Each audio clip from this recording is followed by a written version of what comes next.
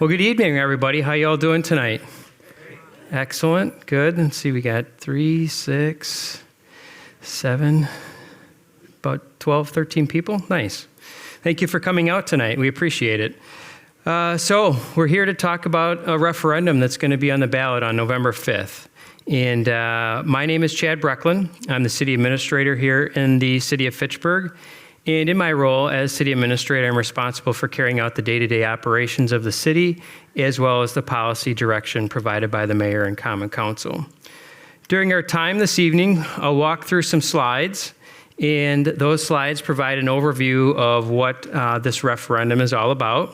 It talks about the city's challenges, the referendum again itself, as well as the impacts both for or against the referendum. And then following the presentation, there'll be plenty of time for any questions and answers that folks may be seeking.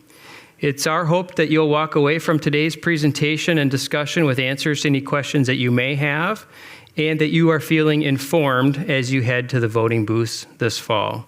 Prior to beginning the presentation, I do want to acknowledge some elected officials that are here with us today. Mayor Arata Frada is here, as well as District 2 Alder Bill Jetzer. And I'll turn the microphone over to the mayor for a few words. Ready? Yeah, yep, should be good. Okay, thank you. Thank you everyone for coming tonight. It's great to see you coming tonight to learn more about the referendum. So we have a couple of elected officials, Alder Gerhard, Jetzer. They are the district representing District 2, that this is the District 2, this area. So they are here also to answer questions at the end. And then what I want to share with you is we start working on this referendum in June of 2023. We evaluated a lot of options about how to increase our revenues. And then at the end of the day, the council decided that going to a referendum was the best option. But I want to share with you, we didn't take this lightly. We put a lot of thinking. We did a lot of research with the council, with the city staff that are here today.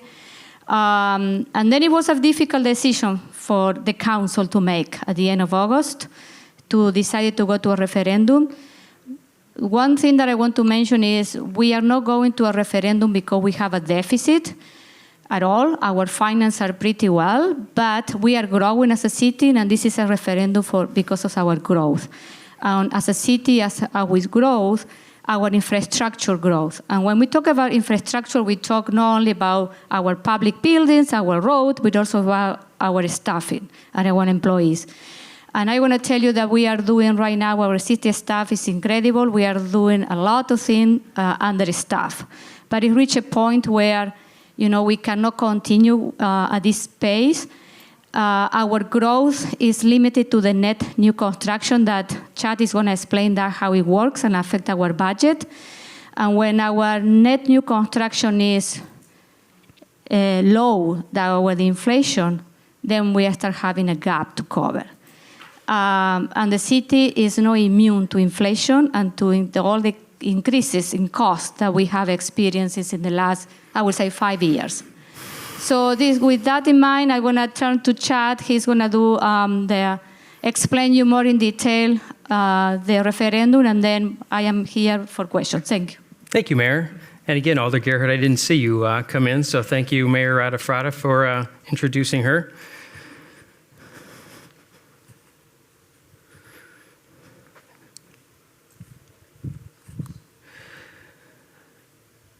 So what's this referendum all about?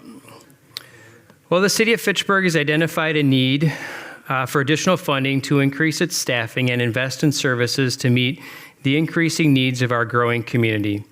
This topic we've been exploring as a community has taken place for many months, as Mayor Arata Frada had mentioned, what seems like an eternity ago, all the way back to June of 2023. In particular, an options assessment was completed and was published on the city's website. And we also had done, hopefully you all received it, a community-wide survey that was sent out to all of our residential property owners back in the spring as well. So we tried to get an informed opinion from our residents as we worked our way through this journey as well. As we shared along the way, Fitchburg is a growing community, and the demand for city services, including our public safety and other core municipal services like infrastructure development and maintenance, have also increased. In the chart behind me, you can see that Fitchburg is, if not the fastest, one of the fastest growing communities in the entire state of Wisconsin. Between 2013 and 2023, our population increased nearly 34%. And that population growth significantly outpaces the overall population growth in the state of Wisconsin, which was approximately 3% during that same time period. One important thing to note on this particular slide is that the blue line represents the percentage change in city staffing during the same period. And while the green line represents the population growth at nearly 34%, city staff has been added at a percentage rate of about 19, just under 19% during that same time frame, and has not been able to maintain the capacity necessary to continue to provide services for the growing community. So let's start by looking at our public safety services. Between 2013 and 2022, calls to our Fitchburg Fire Department increased by approximately 40%. As the number of calls have increased, unfortunately, our part-time on-premise staffing has also declined. With that has led to an increase in average response times. And obviously, longer response times can also be attributed in part to an increased reliance on mutual aid. And mutual aid is a situation that happens when our fire crews are not readily available. Perhaps they might be on another call or otherwise unable to respond immediately to the call at hand, and we seek assistance from fire departments outside the city in order to provide initial response until our fire crews can get there. So obviously, if those situations happen, then that does likely take much longer, or at least a little bit longer than it would take our fire crews to get there. Some of the funding in this referendum will also be utilized to increase our base wages for our part-time on-call or on-premises staff as well. Currently, they're paid a base rate of $12 per hour, which can be increased depending upon the level of training and certification they earn as they spend more time on the department. And a portion of this referendum funding would be utilized to increase that base pay to $15 an hour. And again, they would still have the opportunity to continue to increase that hourly rate based upon training and certifications that they would obtain through their employment with the city. Along the same lines, we've also seen an increase in demand for public safety services related to our police department. You can see on the slide behind me that between 2013 and 2022, the city police department saw an approximately 22% increase in its calls for service.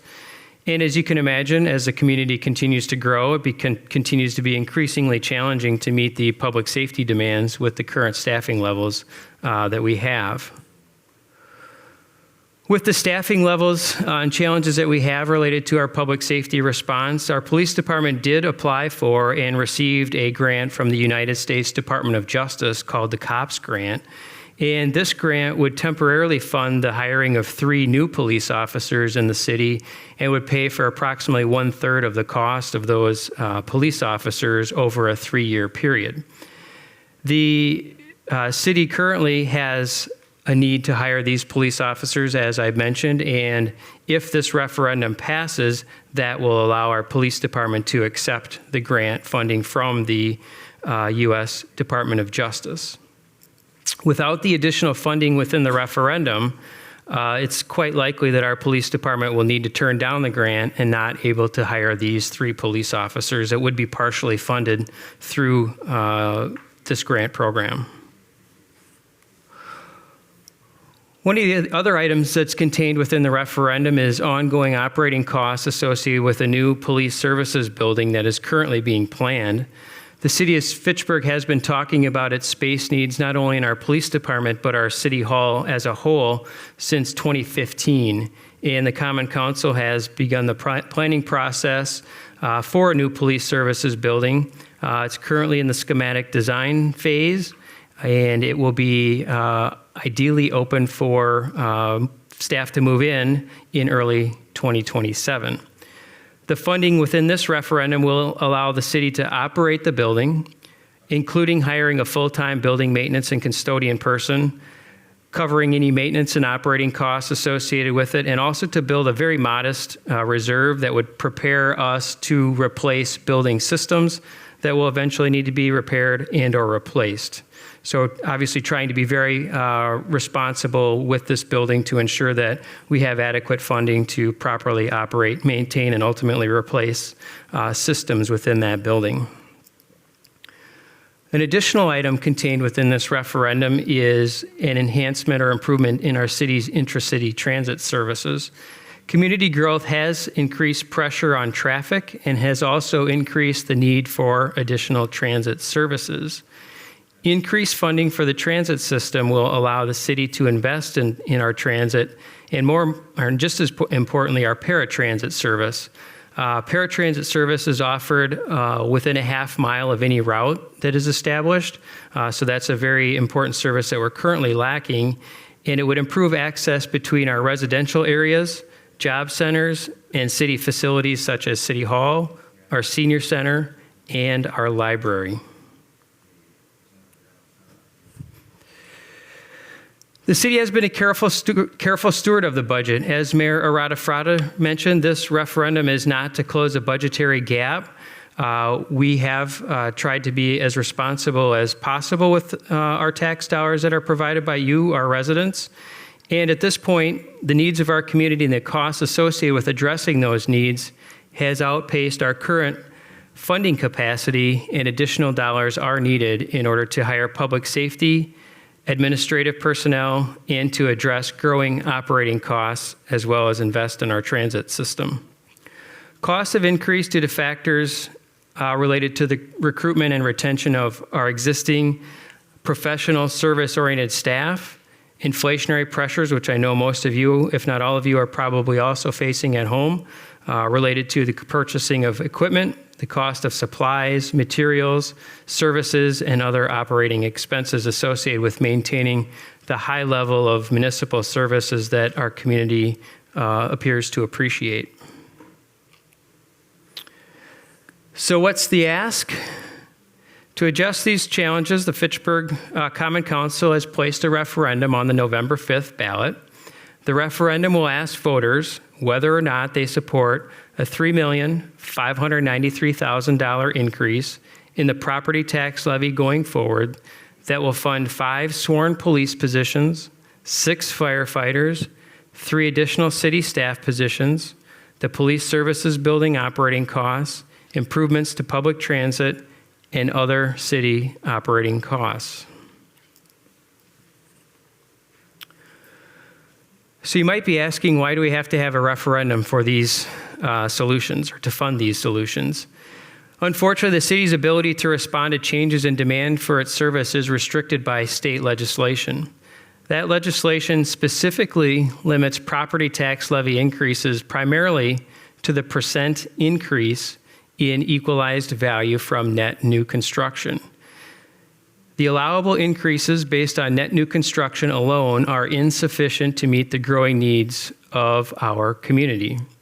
And in order to exceed those state-imposed levy limits, the city must seek referendum approval of our voters through a referendum.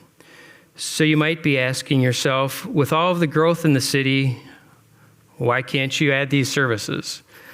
Well, I can use an example for the upcoming operating budget that was just released in the mayor's proposed operating budget about 10 days or so ago for 2025. So when we talk operating budget, we're talking about staff costs and then day-to-day operating costs to maintain our roads, our parks, our library, senior center. Any services that you see in the city that we provide, that is coming out of the operating budget. And that operating budget is about comprised of about 2/3 of which of that is the cost of staff, salary and benefits. So to say that again, 2/3 of our operating budget is city staff. And if you look at our net new construction moving into 2025, it was just under 3%, 2.9%. That equated to about $175 million in new construction value here in the city, which is a lot of money, and we're very grateful for that. But what you can see is if we have a 3% increase in our net new construction, allows us to raise our levy approximately 3%, and inflation for the last 12-month period is trending at about 3.2% or so. So we already have a bit of a shortfall in just maintaining existing services, if all of those services to maintain those costs 3%. A 3% net new construction for the city yields about $750,000 in additional levy limit capacity. And when you look at things and the cost of goods, services, and staff, you can imagine what even a simple cost of living adjustment might cost for the budget. We have about 200 full-time staff in the city. A 1% change in salary across the board equates to a little more than $200,000. So a 3% net new construction, and if we were to provide a 3% raise, you'd have $600,000 of that, $750,000 already utilized for that. In the proposed operating budget, there's a 2% cost of living adjustment proposed for 2025. So again, I think that's another demonstrated point where the mayor and common council is seeking to keep costs as reasonable as possible while still retaining and recruiting good staff to serve the city. So why now? Well, again, like many other Wisconsin communities, and you're even seeing this obviously more recently with school districts over the years, growing needs and expenses have outpaced our ability to fund those, hire staff, and make improvements and investments to address these solutions that we need. In order to invest in staffing and field growing operating costs necessary to maintain and improve existing services, additional funding is currently required for that.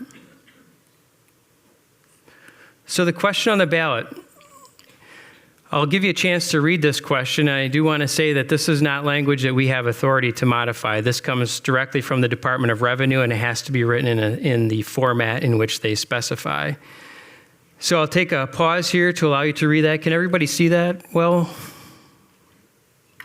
Okay, all right. No? Would you like me to read it? No, I'll do it. Okay. Is that on the handout? Oh, perfect. Excellent.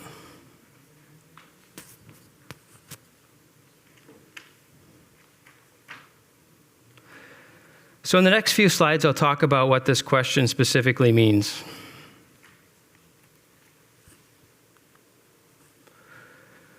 Before I get to what it means, I want to show you where it's going to appear on the ballot. So when you get a ballot, when you go to the voting booth, you'll see that you receive a two-sided ballot, regardless of the school district in which you live in. But what you will see in the ballot on the left-hand side is for anyone who does not live in the Madison Metropolitan School District. You'll flip over your ballot onto the back side. In the upper left-hand corner, you'll see the referendum question there. If you live in the Madison Metropolitan School District, you'll see the ballot on the right. In that particular ballot, the question will still also appear on the upper left-hand corner of the ballot, but you'll also see that there are other referenda questions from the Madison Metropolitan School District on that ballot as well. So if Fitchburg voters approve the referendum in November, the city would be able to institute a one-time permanent $3,593,000 increase to the property tax levy, beginning with property tax bills issued in December of 2024. This will translate to a property tax impact of approximately $65.20 per $100,000 in assessed property value, and the impact to a median Fitchburg home valued at $457,800 is estimated to be $298.49 annually, or $24.87 per month.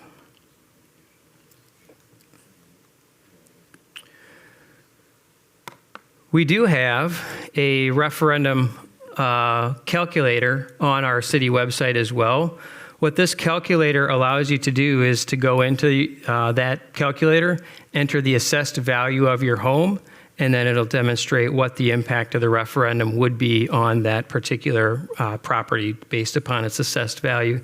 You can see for this example on the slide, what we had done is use the median single-family home in Fitchburg valued at $457,800. And you can see that the tax impact is estimated to be just under $300 annually.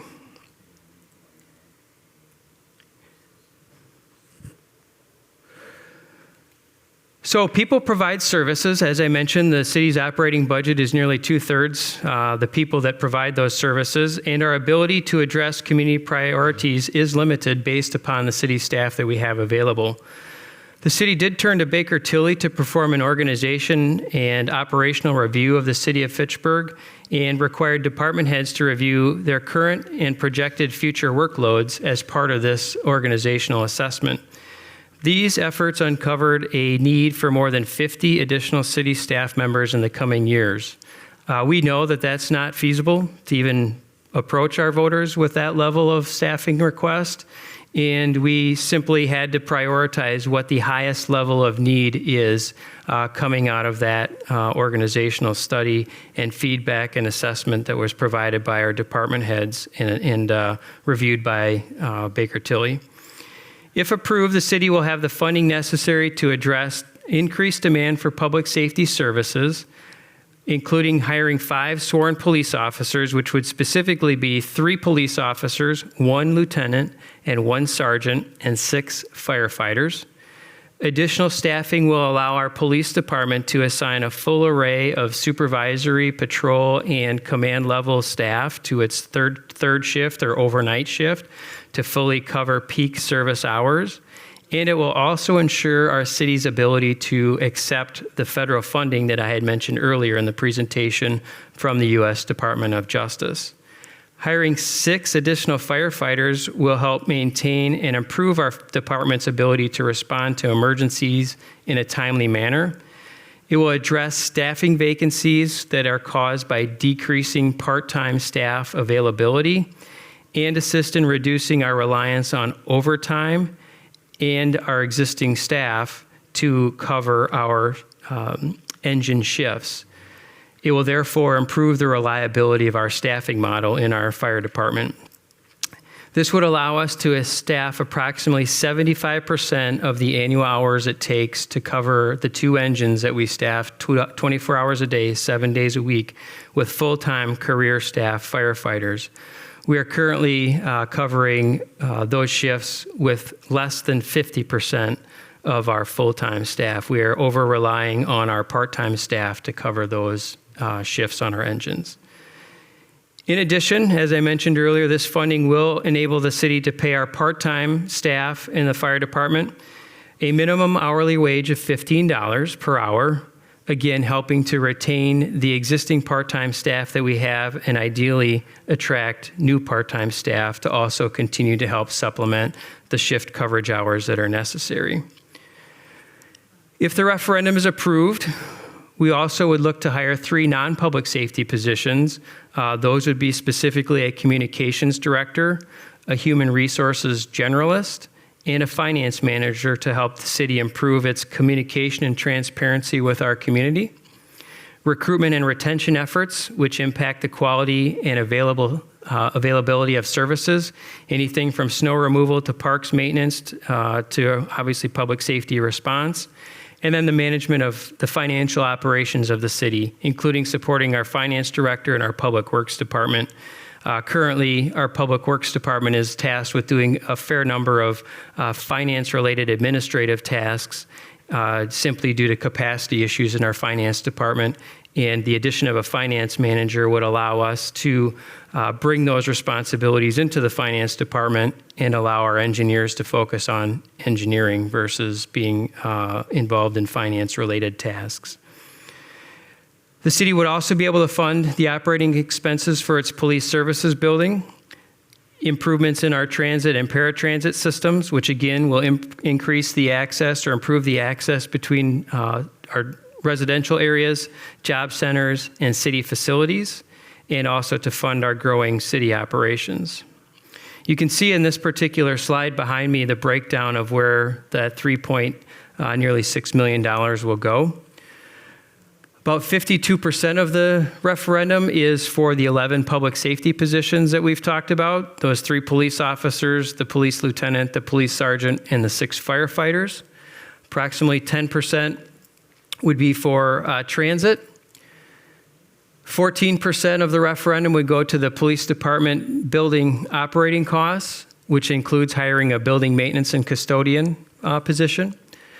11% would go to the 3 positions that have been previously mentioned as well, the communications director, the HR generalist, and the finance manager. And then a small number, or a small percentage, about 13%, or about $475,000, would be utilized for other city operating costs. Largely, this is intended to be reserved for future costs related to staffing the city, i.e. paying for the cost of salary and benefits.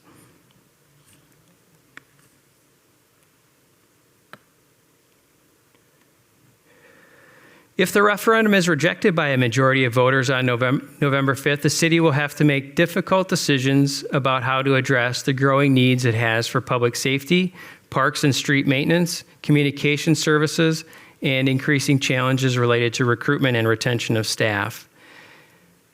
This would result in, at best, maintaining current funding for staffing, which of course is going to limit our ability to employ and retain the staff that we have, as well as continue to maintain the high-quality services that are currently being provided to our community. Without the additional funding, Fitchburg will not be able to hire the staff that have been outlined in this presentation, and it is potential that there will need to be a reduction in services that are provided to the community. There are additional information sessions if you would like to attend any other information sessions, or if you know others who might want to attend them.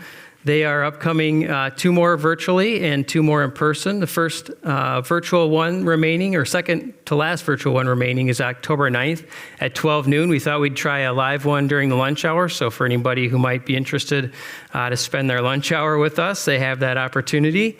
The next in-person session is October 17th at 6 p.m. That'll be hosted at our Fitchburg Fire Station on Scion Road. The last in-person session will be on October 21st, also at 6 p.m., and that will be hosted at Four Winds Farm, which is in South Fitchburg on Adams Road. And then finally, we'll host one more virtual session on October 28th, also at 6 p.m. Our virtual listening sessions or information sessions are also available online in a recorded fashion, so anybody can go back and take a look at those whenever it's convenient for them. So in summary, this referendum is asking taxpayers for $3,593,000, which would be a one-time permanent increase in our property tax levy that would be utilized to fund 5 police positions, again, 3 police officers, 1 lieutenant, and 1 sergeant, 6 firefighters, a communications director, a human resources generalist, and a finance manager.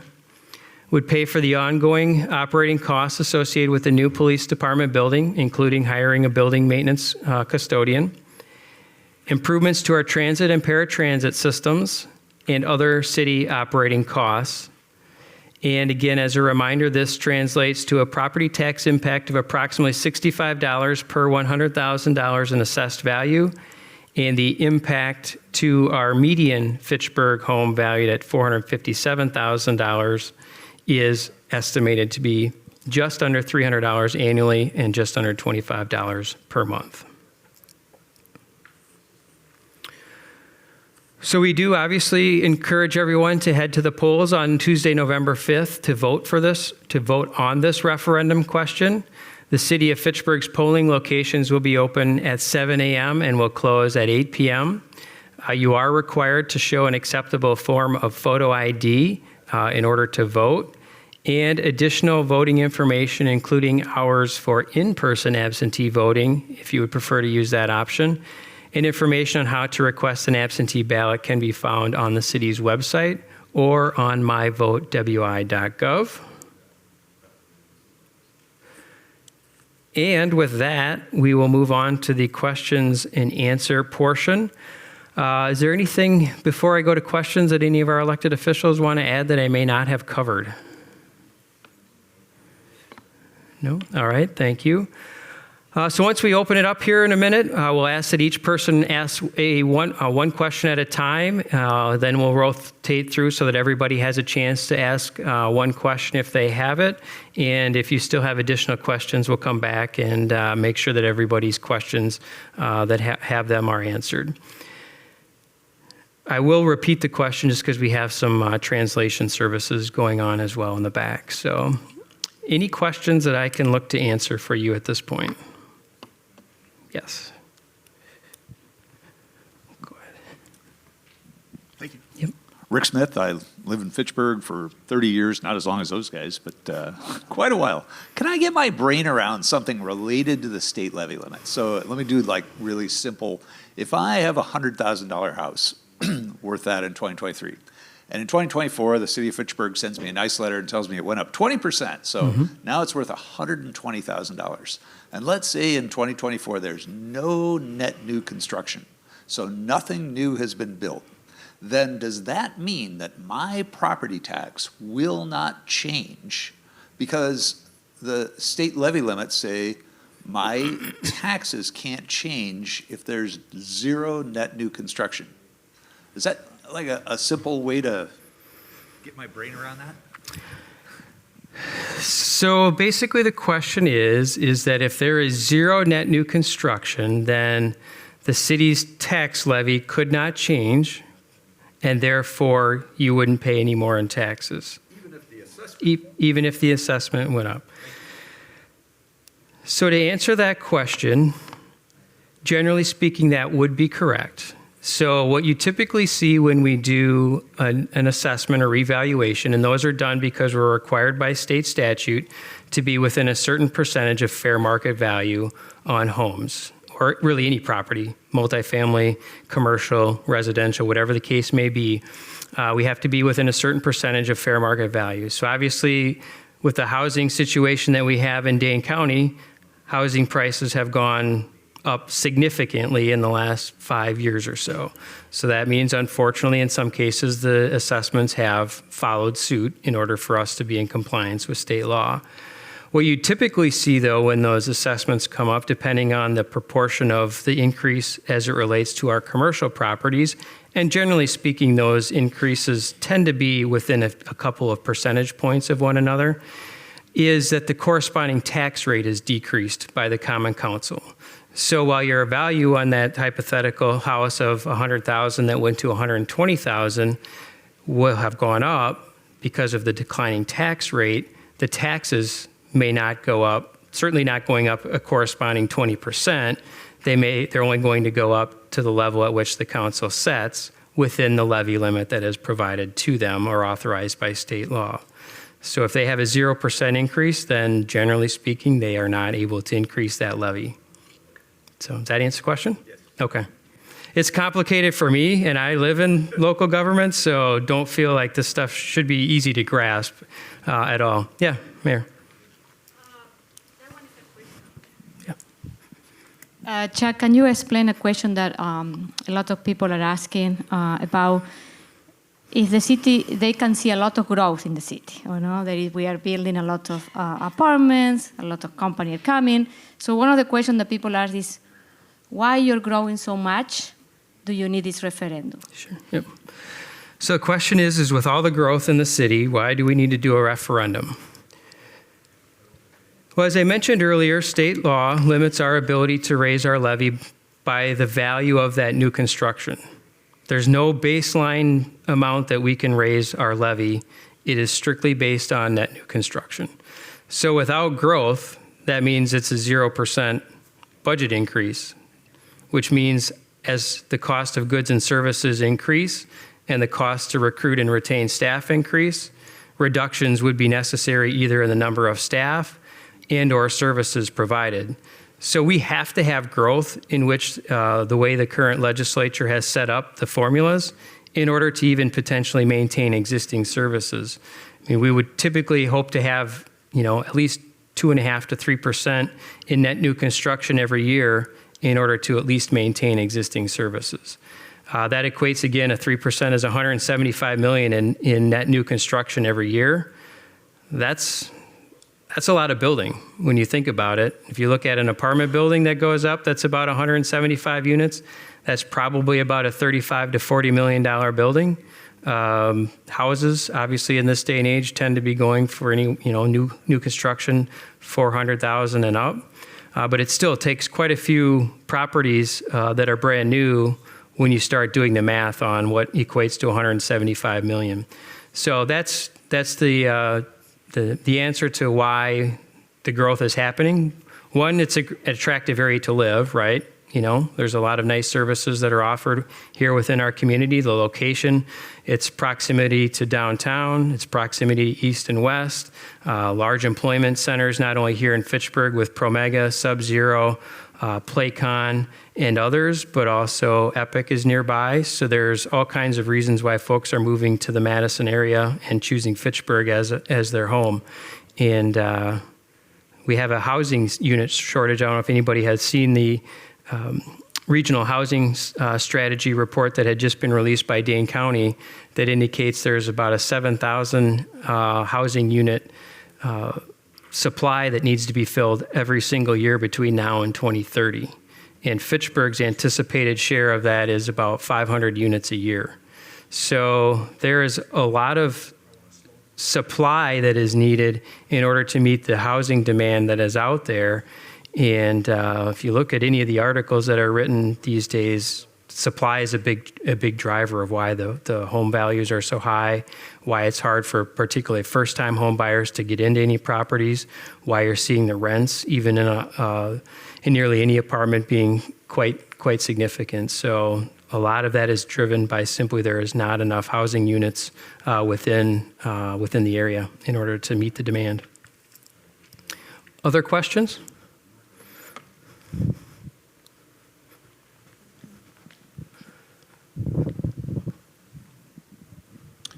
You mentioned that the referendum was a one-time permanent surcharge, I guess is what I'll call it.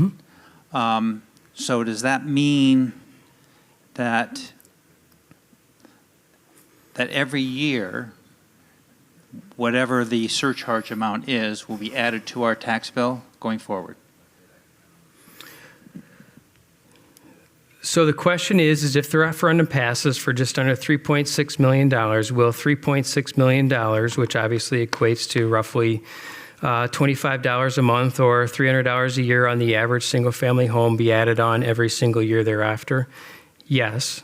And I want to make sure that I clarify exactly how that happens. So it is a one-time $3.6 million increase that does last forever. It's not a situation where we add 3.6 and then 3.6 and then 3.6. It's a one-time increase, but that increase does last forever. Other questions? Just to add on to this gentleman's question there too, but given that that's the increase in the budget for 2025, then if a whole bunch of net new construction happens in the city of Fitchburg during 2025, and let's say the city chooses not to further raise the operating budget, doesn't that get redistributed among the new properties that are added to the tax rolls? So potentially your taxes go down.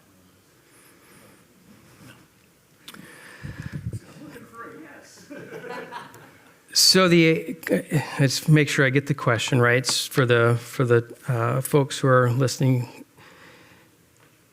So if this referendum passes and net new construction would increase a hypothetical 3%, could taxes go down? Is that basically the question for the subsequent year? Right, because aren't we really approving a number above and beyond the operating budget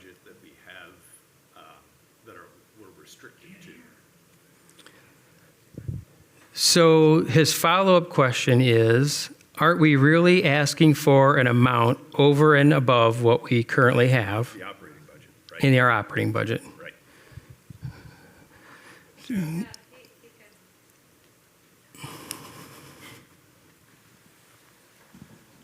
Rick, tell me if I'm interpreting this correctly, but I think what you're getting at is the $3.6 million is shared across every property in the city. Everybody gets a share of that 3.6 million. So as we add new properties, the 3.6 million stays the same, but it's now shared among more properties. So everybody's individual portion of that 3.6 million would go down, which doesn't necessarily mean your overall property tax bill is going down, but your share of that 3.6 million would go down. Well done, Alder Jetzer. Thank you. Other questions? Yes.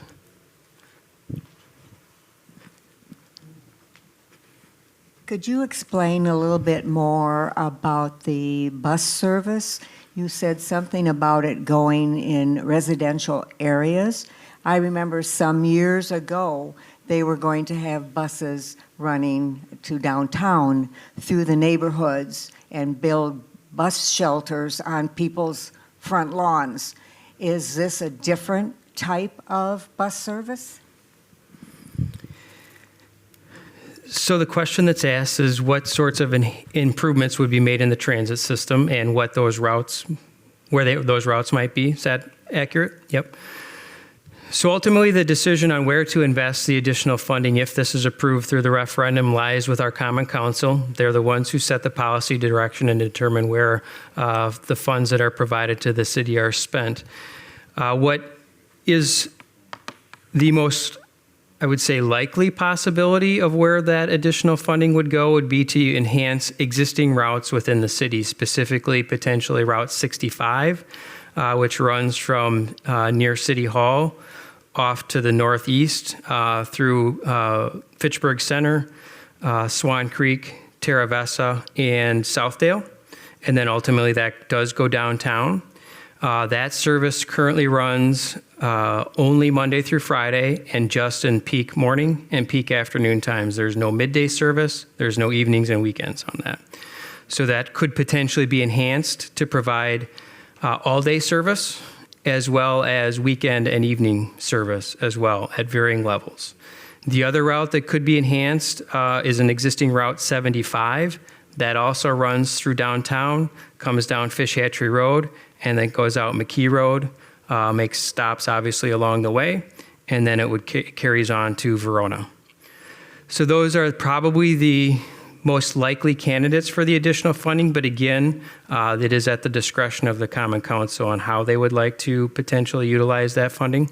But there is no current plans to add any new routes within the city. It would be using this funding to improve the existing routes that are already existing. You're welcome. Yeah, certainly. Let me get you the microphone.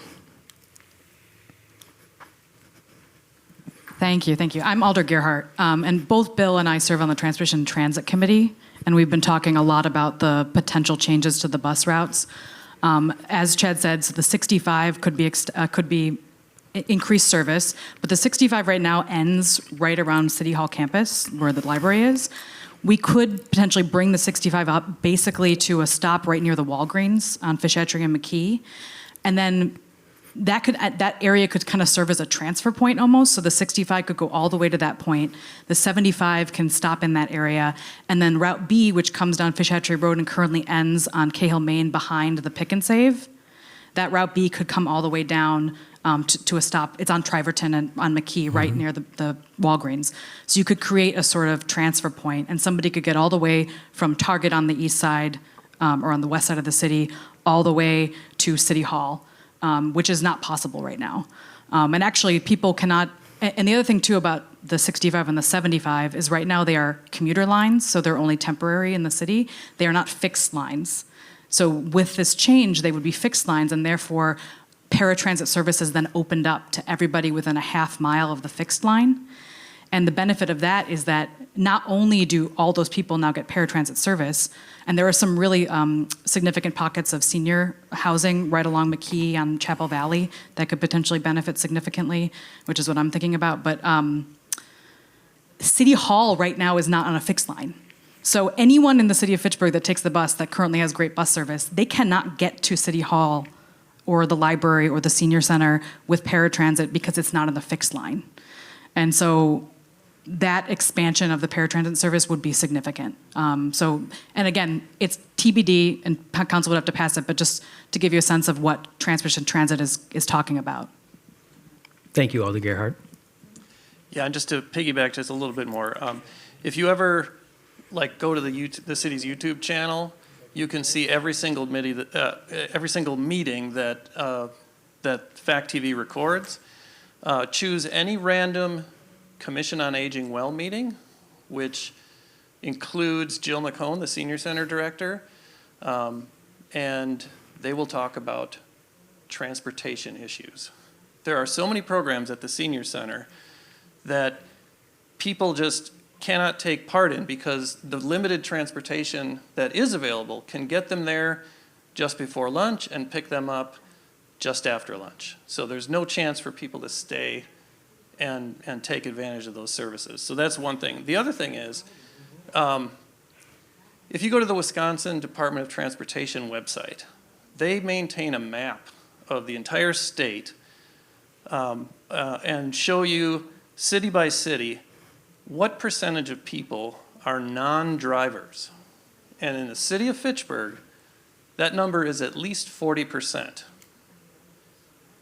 So even if you exclude, 15% of people who are under 16 years old and just, can't have a driver's license, that still leaves 25% of the rest of the city residents who don't drive. And so increasing transit is hugely important for those people. Thank you, Alder Jesser. Other questions? Yes, sir. Hi, Ron Johnson. As my table companion revealed, we've lived here for a while, 1975, and I came on to the first City of Fitchburg Plan Commission in 1983, and was on the Plan Commission overlapping with 12 years on the City Council. I was on the Plan Commission for 26 years altogether. So none of these issues are unfamiliar to me. Staffing the fire department and whether you have part-time staff, whether they're available, the number of police officers, there's the number of staff you need to have in City Hall to do a good job. Also the transportation issues, you can't get to the City Hall on the bus. So I'm, sympathetic.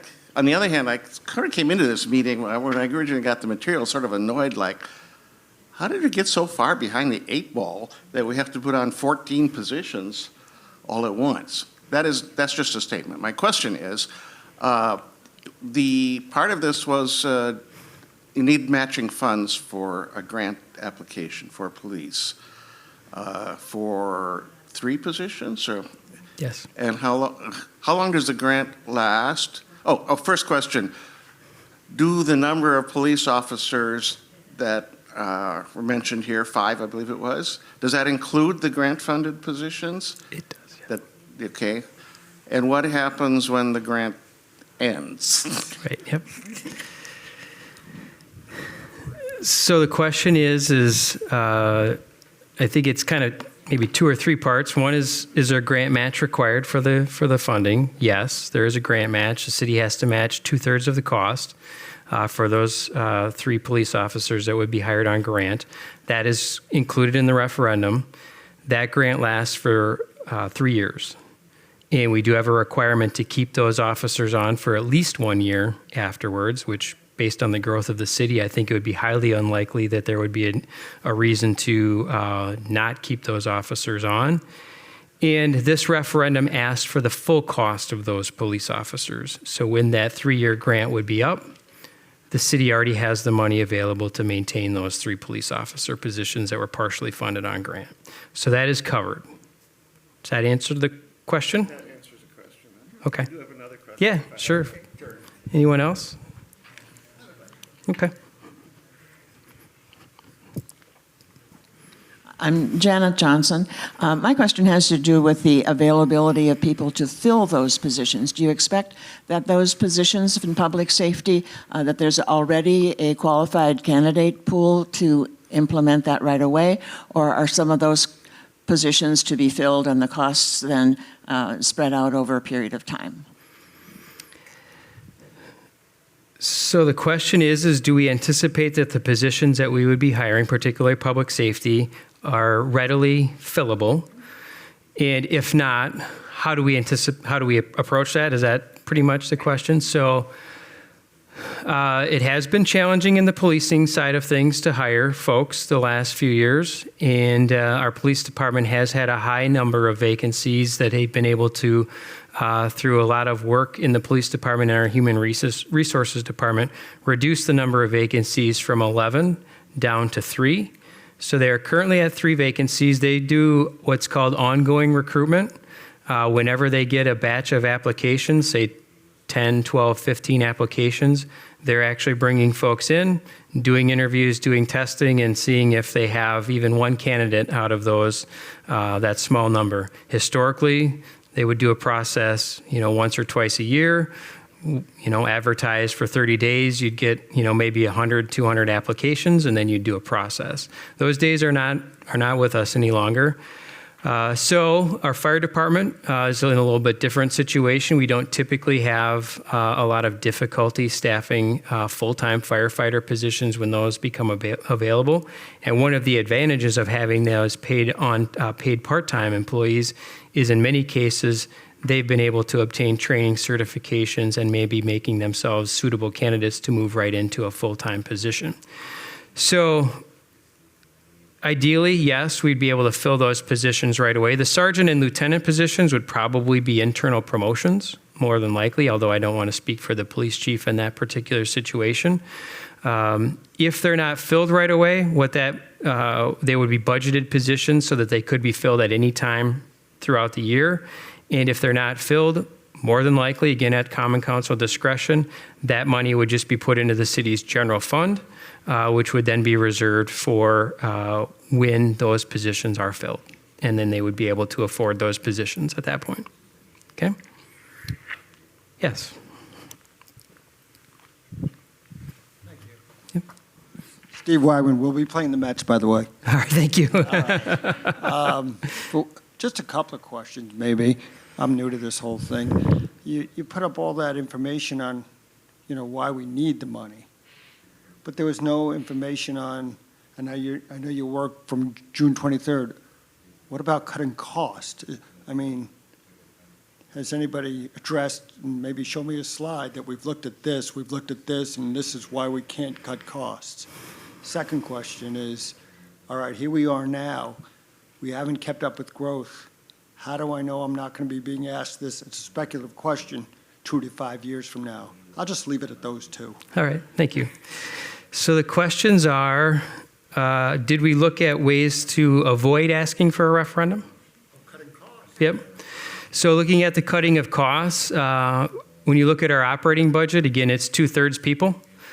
And in order to potentially get to 14 positions that are in this budget, we would probably have to cut 14 existing positions in a variety of different locations in order to then hire these positions, because we simply don't have the funding capacity to add the staff in the appropriate areas in which we need them. The other option would be is to certainly reduce services. However, I don't know as though we could reduce services to the point to get to where we would be able to still hire the 14 positions that have been identified.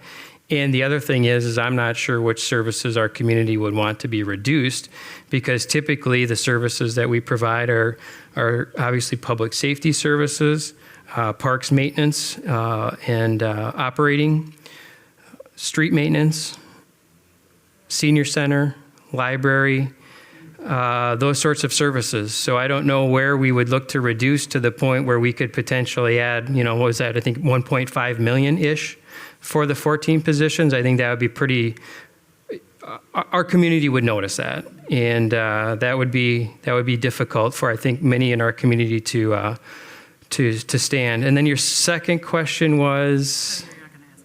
Yes, yep. Where are we going to be in 2 to 5 years? We anticipate that with this referendum, we'll probably get 3 to 5 years before another referendum would be necessary. The Common Council made the decision, and they wanted to be respectful of the tax dollar and did not want to go out and ask for enough money that would say, we don't need to come back to referendum for 10 years. That could have been a $7 million ask, just throwing out a number. They didn't feel comfortable asking for that kind of increase in the tax levy, also knowing that it would just kind of be sitting there, so to speak, as additional capacity, and in effect overtaxing our residents at this point in time for levy money that wasn't needed to fund this day's operations. Yep. Chad, can you explain all the steps that we are taking inside City Hall to reduce some of the costs, like applying for grants, energy efficiency, Sure. what we're using technology to improve services and all of that. And also the other thing I want to mention about, we need to advocate all the mayors, chair of village and town about to the state. They need to change the formula of the levy, because we are not the only municipality experiencing this. It's mostly everyone in Wisconsin. And also telling the state that they need to increase the share revenue to municipality. So I am working with a group of other mayors in the county that after the election, is something changing in the capital, maybe we can ask the new representative to start looking for how to change the formula, because the levy formula initially was, they have a base of 3%, and then they have plus the net new construction. So that one, the base, the 3%, was the opportunity for municipality to absorb the inflation cost in your budget. And the net new construction, you use that capacity for growth. If you're growing, you need to hire more people, add more roads. But in 2013, Governor Walker removed that 3%, that base. So now we only have the net new construction. This is what we are here. This is what Fitchburg 10 years ago didn't have this issue, or many other municipalities. So this is something that I need to advocate more. The elected official, or all of you, need to advocate, telling the state they need to change the levy formula or to increase the share revenue. Thank you. Well said. Some things, as the mayor mentioned, that we've done, I'll do a high-level look at that as far as how to keep a lid, so to speak, on increases. So, looking into this next operating budget 2025, leading up to the development of that budget, our department heads were told by the mayor and I that this budget couldn't look for increases. We didn't anticipate the funding capacity would be available in the levy limit. We knew we were going to referendum in order to add the staff that was needed. And when the mayor's budget was released, what you see is, I think it was released 10 days or so ago, it's about a 3.4% increase from last year's budget, which was within, I think, 0.2% or 0.2% of what the CPI was over the last 12 months. As the mayor mentioned, we've tried to implement energy efficiency improvements in all city facilities. Our new fire stations have solar, they have geothermal. Our new police facility is looking to have solar, geothermal, as well as an enhanced building envelope with improved windows insulation, looking at other things like LED fixtures, low flow, plumbing fixtures, and those sorts of things, again, to try to reduce that ongoing operating cost. We're pulling in the mechanicals from what were originally planned to be on the roof of the building and exposed to weather, and creating space within the facility in order to get those out of the weather, ideally improve the lifespan of those systems and reduce the ongoing operating and maintenance costs. We've also looked to implement technology here in the city. We've I think 2 years ago, went to an online-based system called OpenGov. That allows people to apply for building permits, planning and zoning applications, dog licenses, bartenders licenses, all online through the web. That reduces the amount of time that our staff needs to spend on those sorts of things and makes the processes within City Hall much more efficient, thereby reducing the need for additional staff, or at least delaying it. Obviously at some point, some of those positions need to grow just as overall growth. But in this case, none of the positions here that are being requested in this budget are in departments that utilize this system, because largely these systems, this system doesn't benefit the departments that we have here. But if you look at our building inspection department, our engineering department, our planning and zoning department, and our clerks department, they were benefited significantly by this particular software application. Other questions? I have one more. Yeah, sure. He's going to get his first one in. My question is more about priorities and additional infrastructure that the city, we have the hub project, and I understand that's being paid for, at least the initial construction, for a fee in lieu of land dedication. Mm-hmm. But there will be additional operating costs to run that. We'll have more city staff taking care of that. We're also talking about a teen service center. We're going to have to buy a building or remodel a building. We're going to have city staff doing those types of things. Those are additional services that aren't available currently, and they're deciding to expand services that, is that a necessary thing? And then the other thing is when you're talking about public safety, over the past 10 years, the community has grown by 33%. Well, so has the new revenue from the new construction, and that should have covered all of that. But the city has chosen not to keep that funding of public service, public safety at the levels commensurate with the growth and the growth of the tax income. So I'll go with the second one first, and that question was, has public safety staffing kept pace, or should it have kept pace with population growth? And the answer to that question is, in some ways, it was filled to the extent in many cases in which it could on an annual basis. So I've been with the city over 25 years, and when I started with the city, I think there were approximately 34 sworn positions within the police department. Today there's 55, and I believe when I started there was maybe 8 or 9 non-sworn positions within the police department. Today there's 12. So there has certainly been an increase on average of 1 position a year in the police department over the last 25 years. In our fire department, in the last 3 budgets, 4 full-time positions have been added in the fire department. 2 firefighters, a division chief, and a battalion chief have all been added in the last 3 budget cycles. So there has certainly been an investment in our public safety services. It has not obviously kept pace with the increasing demand or the population growth. But in many cases, the city council did not have the levy limit capacity available in order to add the staffing that was needed, be it public safety or otherwise, largely because over the last 10 years, as costs have increased, to maintain, recruit staff, as well as to provide operating expenses, those additional increases are also being in levy capacity, are being used to maintain existing staff and services. So that's where you have that disconnect in the construction and population growth and our ability to fund operations with staff and operating expenses. Did I answer the second question? Yeah. So the first question is a matter of other projects within the city, specifically the hub project and the teen center. And in regards to the hub, which is being built just a couple of blocks from here, that is an area in our community that did not really have any park facilities at all.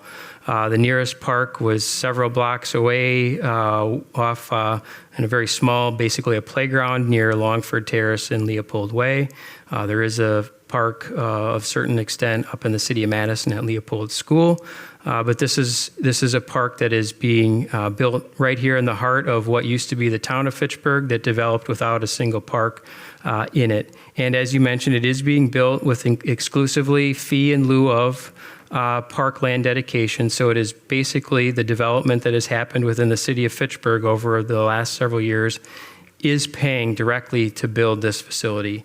And you are correct that it will have ongoing operating costs, as any city facility will, and the Common Council has prioritized that in its operating budget. They have already set aside the funding to hire a building maintenance and custodian person that will actually split their time between that facility and our Public Works facility. Our Public Works staff is, in addition to doing all of the maintenance and operational things that they would do down there out in our community, they're also expected to clean their facility as well. No other department is expected to do that. Well, I guess other than a fire department in their time when they're not handling calls.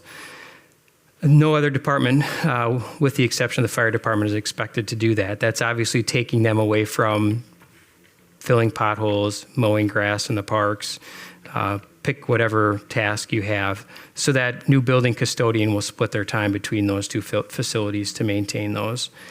And again, the Common Council has already set aside the funding for that, as well as a small amount to, again, build a modest reserve for building systems replacement and ongoing repairs and those sorts of things.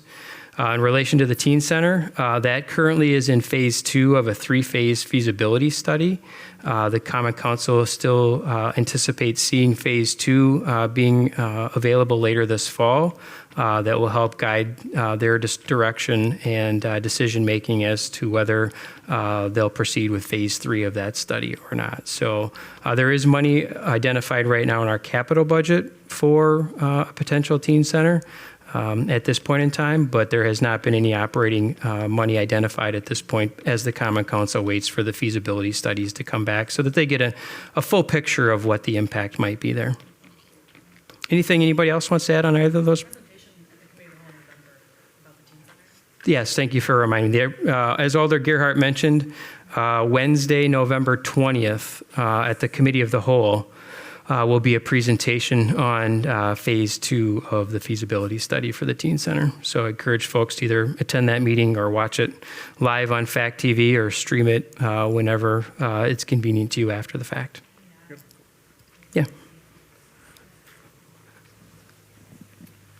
Yeah, I have a couple of questions. One is, there was a survey done earlier this year. I've never seen the results of that survey as to what the people in Fitchburg would be willing to pay in increased taxes and in revenue on a referendum. I haven't seen that.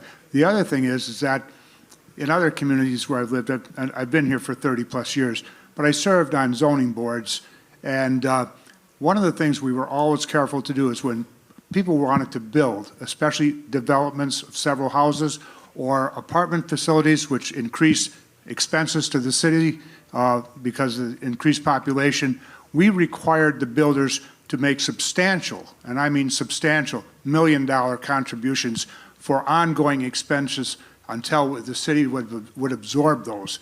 Do we do that in Fitchburg now? Do we require a builder? For instance, there's a huge, my wife calls them the monopoly houses up on Seminole Highway and what is Lacey Road, that huge development there. Did we require them to make substantial community donations to the community to help support that? So I'll answer the second question first in regards to development. And the city does require developers, in the case of development, to put in the infrastructure associated with those developments. So they have to run the utilities and the roads to service those developments, and that is on their cost. That is not on the cost of the city.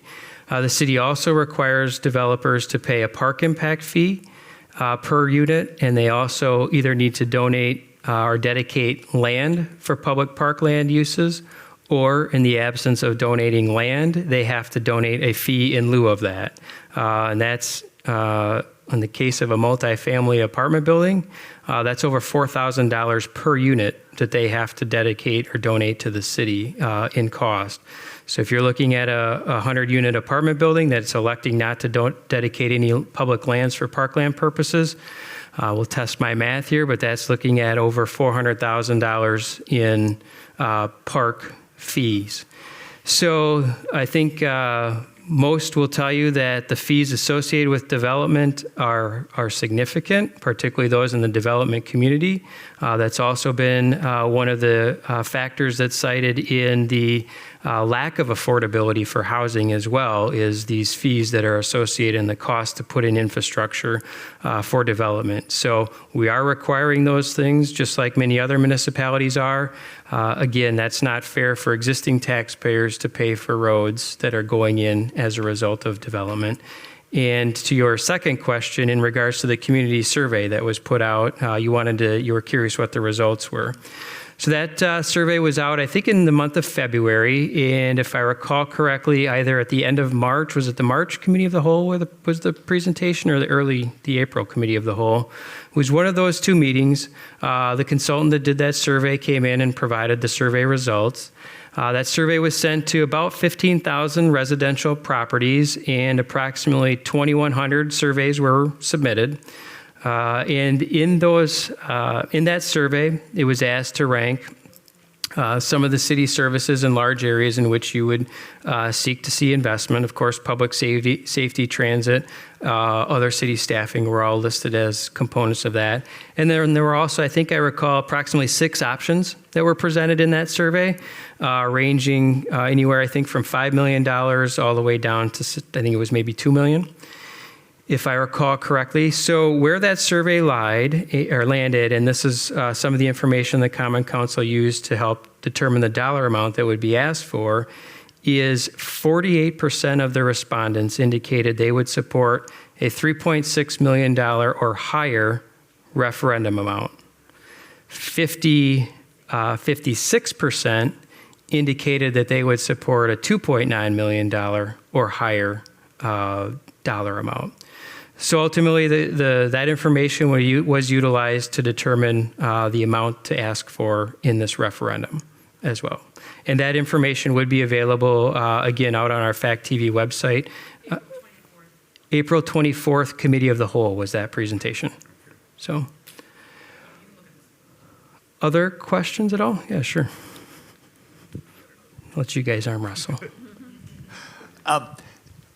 Julia helped me understand a part of the question I was thinking of, but in the years from 2017 until now, when the state levy limit limited our ability to increase taxes, we had net new construction every year.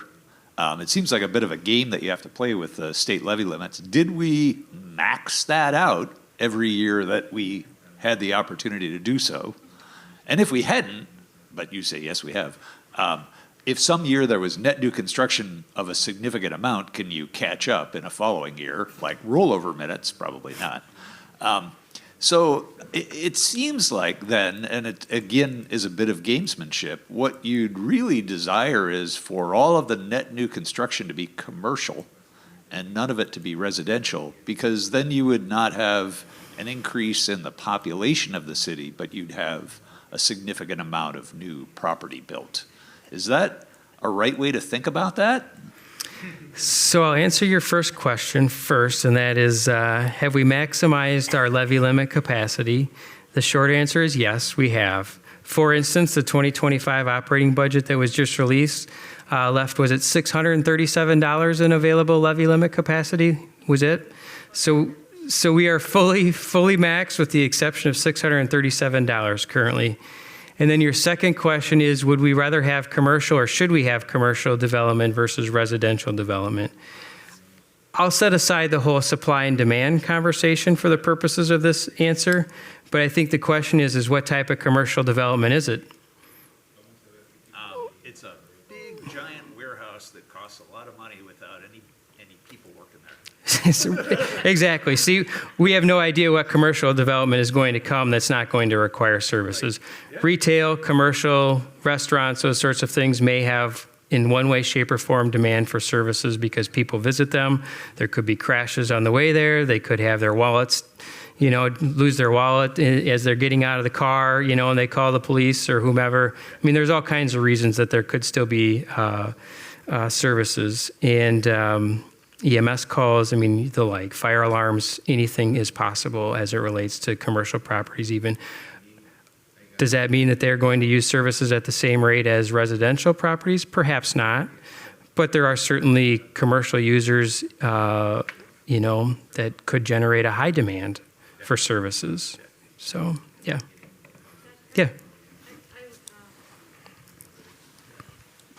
So what I want to add is like our best year was 2022 in net construction. I think it was almost 5%, but the inflation that year, the average inflation was 8.4.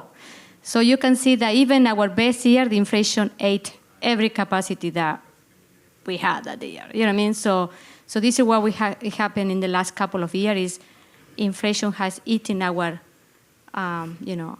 capacity in the budget.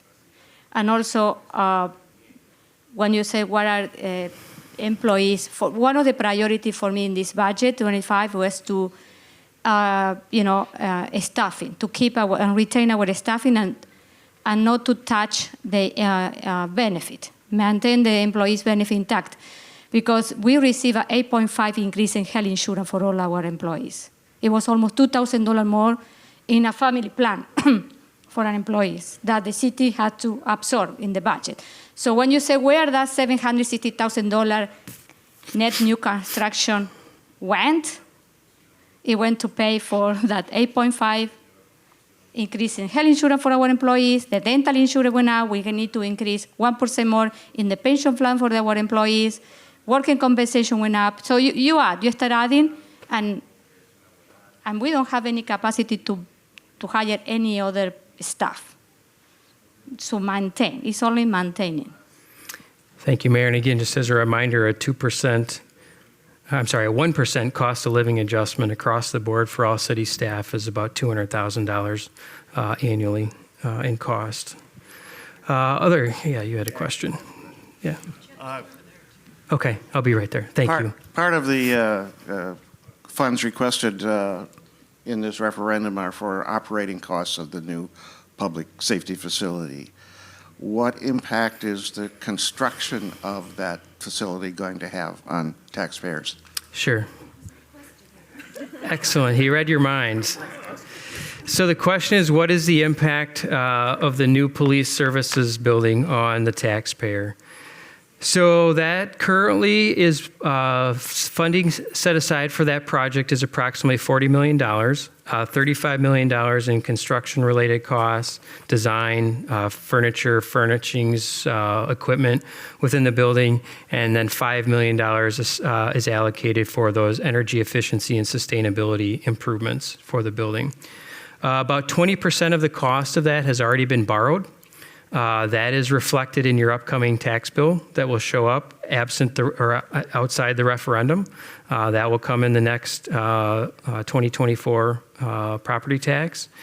And in talking with our finance director, and I don't want to sound evasive, but it is a difficult question to answer exactly what that impact will be. One, we don't yet know what it will specifically cost. Maybe it comes in at $39 million, for instance, or $38.5. Some of that will be paid potentially with cash on hand. Some of it could be paid by impact fees. We currently have an impact fee for our fire stations that were constructed a few years ago. That fee is, I think, approximately $600 or $700 per dwelling unit when new dwelling units are built. So again, that's another way in which the city is looking to recapture some additional impacts related to development. So we are in the process of doing a study right now to determine what an appropriate impact fee might be for new development to pay for the police services building as well. And we anticipate in the coming months that'll go in front of the Common Council to determine what might be appropriate there. So it is a difficult question to ultimately answer, but you are correct in that from the debt costs, there will be an increase. And I don't have that specifically off the top of my head. Mayor, you had something you wanted to add? Oh, sure. Yeah. So the mayor would like me to mention our bond rating. So you were on Common Council, and Moody's comes in and does a financial assessment of the city whenever we're going to be borrowing money. They were just in back in May, and the city staff did a presentation to Moody's investors and also led them on a tour of the city to demonstrate what the growth is in the city for them. We had been, a number of years ago, we did not have a very good bond rating. That has steadily improved into a AA2 bond rating. And we are fortunate to get a AAA bond rating back in May. So that, I think, makes us one of 6 municipalities in the state that Moody's is rating at a AAA bond rating. So what does that do? That lowers our borrowing costs, for instance. I think what we're anticipating on the first round of borrowing that we did that I was just talking about, which was about 1/5 of the cost of the new police facility, I think they estimated that saved us, correct me if I'm wrong, right around $300,000 in interest costs just by that bump in our bond rating to the AAA, which is the highest rating that they offer. So that, I think, and I appreciate you bringing it up, is some evidence as to the financial responsibility and commitment the Common Council has been making over quite a few years in order for us to get to that level of a bond rating by an outside assessment firm. Answer your question? Yeah. Other questions at all?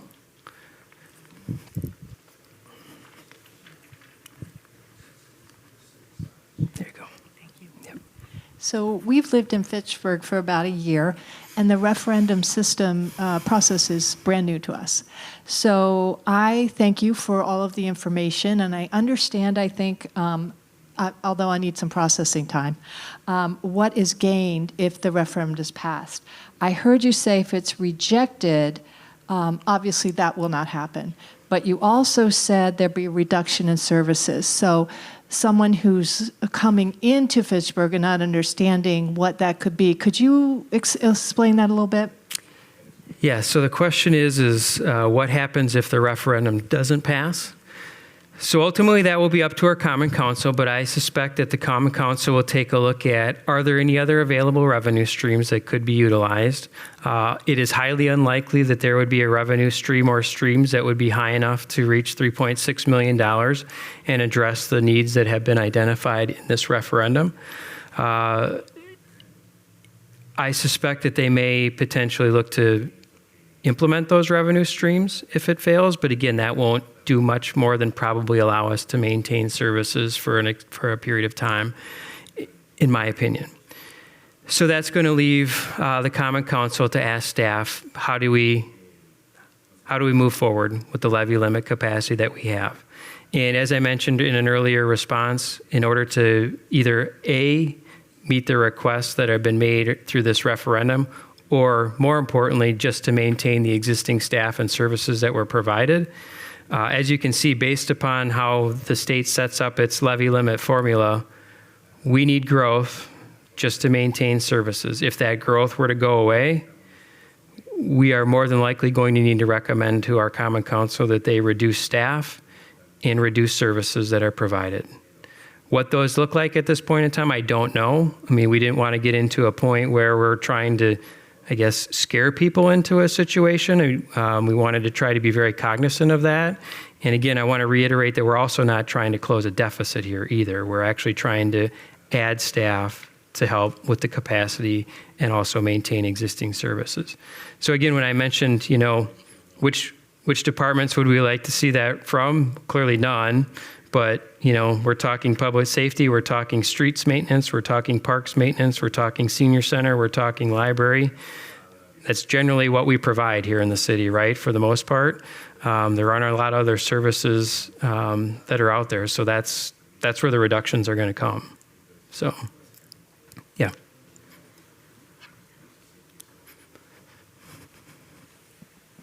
Thank you. Eventually I'll run out of questions. I'm here all night, so take your time. I'm a property owner, and I'm going to guess that most of the folks sitting here are property owners, and it's been fairly transparent to me what the impact would be to me to vote yes on the referendum. If I'm a renter in the city of Fitchburg, how do I think about this, and what would be the impact on a person as a renter? So the question is what would the impact be on a renter? That's a little bit more challenging to calculate. That's why we don't have it. But if you took the average assessed unit in the city of Fitchburg, residential rental unit, when you're talking a multifamily apartment building, now this doesn't apply to a duplex or fourplex because, again, that gets a little more complicated, right? Or if I'm a renter in a single family home. But if you look at an average rental unit in a multifamily building at approximately $120,000 in assessed value per unit, you could roughly equate that, $65 per 100,000. So potentially $75 increase, give or take. But again, that's a little more challenging for us to calculate because of all the variables involved. It's rather simple to calculate the average single-family house, but there's not an average necessarily multifamily building because of the fact that they might vary in amenities, they might vary in finishes, they might vary in all kinds of things. If we look at the average at a roughly 120,000, you can kind of loosely translate that, so there will be probably an impact there. Other questions? Alder Gerhardt? Yeah, I just wanted to add something too, and there was it's hard to say how taxes have grown over time, with the chart because everyone's different, but we do, as part of the budget process, look at what the full tax bill for the city of Fitchburg, the tax levy specifically, over the year for the average assessed home. So as the single family home average goes up over the years, we still look at what the full value of that has been. And so if you look at that chart, it's actually been pretty consistent over the years. And so when you pay your tax bill, if you're a property owner, you're paying the city bill, the school bill, and the county bill, and then also MATC, the technical college. So people pay that in one fee, and they don't necessarily see the Fitchburg contribution, but Fitchburg is about a third of that, and it has been pretty consistent over the years. So I know people have been experiencing increasing tax bills. I get it. I'm a property owner. I see it too, and I understand that it's stressful. But I just want, you've seen what we could do with that money. I personally think that that's a really good use of $25 more a month. That's a personal opinion. But that's up to the taxpayers to decide whether or not that's worthwhile to you. But I would say that the frustrating thing about these levy limits is that the state can fix this problem by giving money to municipalities and investing in it. There was a $3 billion surplus last year, and shared revenue didn't go up for many, many years. And they did increase it for the first time ever this year, which really helped a lot of municipalities, but they could go up even more. And so the state could fill some of this gap. Again, this is my personal opinion, but I do believe that the state could fill some of this gap with the current surplus that exists, and they have opted not to do that. So it is frustration too that we have to continue, asking taxpayers to contribute more on their property tax bill when the tax revenue through the state already exists. So that's a frustration for me because I think the possibility exists outside of this process, but this is the process that we're left with given the constraints. So thank you. Thank you, Alder Gerhardt. Other questions at all? So I want to thank you all for coming this evening. I hope you at least feel as though you're better informed whether or not you support the referendum. And I encourage everyone that's here to go out and vote through the means that are available, whether that's in-person absentee as a whole, or in person November 5th. If you do have any additional questions, we have a lot of information on our city website. That's fitchburgwi.gov/referendum. We also, I think all of you hopefully received the first direct mailer that was sent out with information. That should be arriving in mailboxes late last week and early this week. There'll be a couple of more direct mailers that will go out over the course of the next month. If you sit back and think of additional questions that you may have, feel free to contact me. Chad Brecklin. My email address and my phone number is listed up there. and/or feel free to come to another public information session and ask the question there. So, yeah. Yeah, absolutely. Thank you. So when you come in at the table, or when you leave, actually, at this point in time, we do have some cards here that indicate how the city communicates with its residents. There's a variety of different ways that we do that, and one of the simplest ways is to go onto our city website and sign up for a service called Notify Me that allows you to put in an email address or a phone number, and you can get a text message anytime a topic of interest comes out that you might be want to stay informed on, whether that might be a road project we're doing, whether that might be a council agenda you want to see, or any other meeting. So I would encourage you to grab one of these cards as you leave and see all the ways we communicate. So thanks again. We'll hang out for a little while in case anybody has questions. Thank you.